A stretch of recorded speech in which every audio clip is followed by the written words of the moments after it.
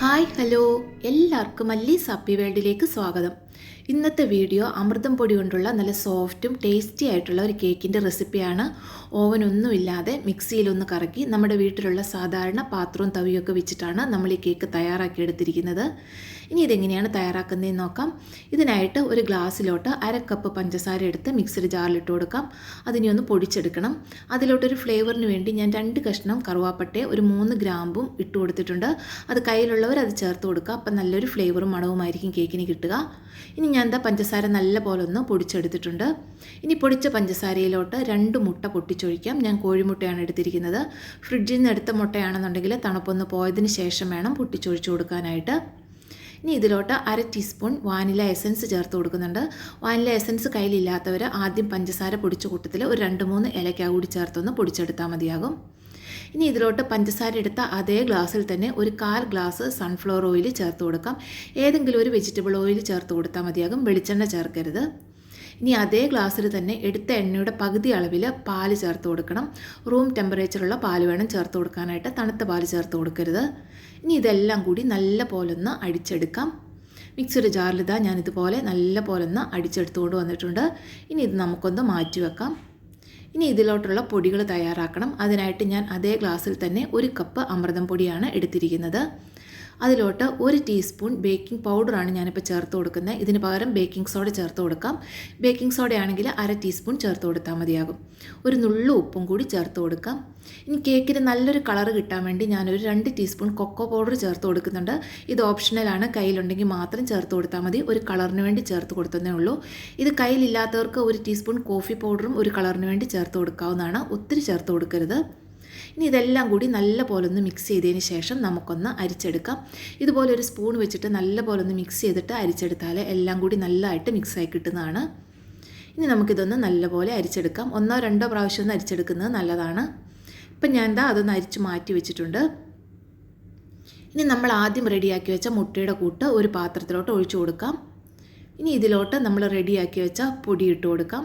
ഞാനിപ്പോൾ പകുതി പൊടിയാണ് ആദ്യം ഇട്ട് കൊടുക്കുന്നത്. ആദ്യം ഒരു പകുതി പൊടി ഇട്ടൊന്ന് മിക്സ് ചെയ്തതിന് ശേഷം ബാക്കി പൊടിയിട്ട് മിക്സ് ചെയ്യാം. ഇനി ഇത് മിക്സ് ചെയ്യുമ്പോൾ ശ്രദ്ധിക്കേണ്ടത് നമ്മൾ കുത്തി ഇളക്കി മിക്സ് ചെയ്യരുത്. ഇതുപോലെ ഒരു സൈഡിൽ നിന്ന് കട്ട് ആൻഡ് ഫോൾഡ് ചെയ്ത് വേണം മിക്സ് ചെയ്തെടുക്കാനായിട്ട്.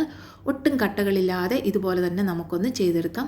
ഇപ്പം ഞാൻ പകുതി ചേർത്ത് ഒന്ന് മിക്സ് ചെയ്തെടുത്തിട്ടുണ്ട്. ഇനി ബാക്കി പകുതി കൂടി ചേർത്ത് മിക്സ് ചെയ്തെടുക്കാം. ഇപ്പോൾ മുഴുവനും ഇട്ട് കൊടുത്തിട്ടുണ്ട്. ഇനി ഇതെല്ലാം കൂടി അതേപോലെ തന്നെ നമുക്ക് നല്ല പോലെ ഒന്ന് മിക്സ് ചെയ്തെടുക്കാം. ഇതുപോലെ തടിയുടെ തവിയും ചില്ലിൻ്റെ പാത്രമൊന്നും വേണമെന്നില്ല. ഒരു സ്റ്റീലിൻ്റെ ബൗളും സ്റ്റീലിൻ്റെ തവിയാണേലും മതിയാകും. ഇപ്പോൾ കട്ടകളൊന്നും ഇല്ലാതെ ഒന്ന് മിക്സ് ആയിട്ടുണ്ട്.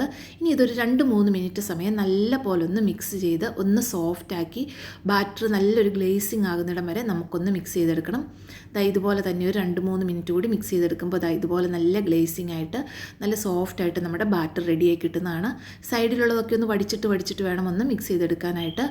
ഇപ്പം നമ്മുടെ ബാറ്റർ ഇവിടെ റെഡി ആയിട്ടുണ്ട്. ഇതുപോലെ റെഡിയാക്കി എടുക്കുക. ഇനി ഏത് പാത്രത്തിലാണോ നമ്മൾ തയ്യാറാക്കുന്നത് ആ പാത്രത്തിൽ കുറച്ച് എണ്ണയൊന്ന് തടവി കൊടുക്കാം. ഇനി അതിലോട്ട് ഞാനൊരു ബട്ടർ പേപ്പറാണ് വെച്ച് കൊടുക്കുന്നത്. ഞാൻ നോക്കിയപ്പോൾ മൈദ ഇവിടെ ഉണ്ടായിരുന്നില്ല.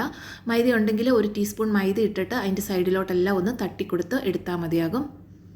ഇനി അതിലോട്ട് നമുക്ക് റെഡിയാക്കി വെച്ച ബാറ്റർ മുഴുവനായിട്ടും ഒഴിച്ചു കൊടുക്കാം. ഇനി നല്ല പോലെ ഒന്ന് ടാപ്പ് ചെയ്ത് എയർ ബബിൾസ് ഒക്കെ ഒന്ന് മാറ്റിയെടുക്കണം. ഇനി ഇത് ബേക്ക് ചെയ്യാനായിട്ട് ഒരു പാത്രത്തിൽ ഞാൻ നിരത്തി കുറച്ച് ഉപ്പിട്ട് കൊടുത്തിട്ടുണ്ട്. ഒരു തിൻ ലെയറായിട്ടൊന്ന് ഉപ്പ് നിരത്തി കൊടുത്താൽ മതിയാകും. അതിന് മുകളിലോട്ട് ഒരു തട്ടിട്ട് കൊടുത്ത് അടച്ച് വെച്ച് ഒരു 10 മിനിറ്റ് പ്രീ ഹീറ്റ് ചെയ്തെടുത്തതാണ്. അടച്ച് വെച്ച് ലോ ഫ്ലെയിമിൽ 10 മിനിറ്റ് പ്രീ ഹീറ്റ് ചെയ്ത ആ പാത്രത്തിലോട്ട് നമുക്ക് നമ്മുടെ ബാറ്ററിൻ്റെ ആ കൂട്ട് വെച്ച് കൊടുക്കാം. ഇനി ഇത് അടച്ച് വെച്ച് ലോ ഫ്ലെയിമിൽ 20 തൊട്ട് 25 മിനിറ്റ് വരെ ഒന്ന് വേവിച്ചെടുക്കണം. ഇതുപോലെ നോൺ സ്റ്റിക്കിൻ്റെ പാത്രം വേണമെന്നൊന്നുമില്ല. ഒരു അലുമിനിയത്തിൻ്റെ ചെരുവത്തിലായാലും ഇതുപോലെ ഉപ്പിട്ടിട്ട് തട്ടുവെച്ച് വേവിച്ചെടുത്താൽ മതിയാകും. ലോ ഫ്ലെയിമിൽ 20 to 25 മിനിറ്റ്സ് കഴിയുമ്പോൾ ഇതുപോലെ നല്ല പോലെ റെഡിയായി വരുന്നതാണ് കേക്ക്. കണ്ടോ, ടൂത്ത് പിക്ക് നല്ല ക്ലീൻ ആയിട്ട് കിട്ടിയിട്ടുണ്ട്. പക്ഷേ ഇത് തണുത്ത് കഴിഞ്ഞപ്പോൾ കുറച്ചൊന്ന് താന്നു പോയിട്ടുണ്ട്.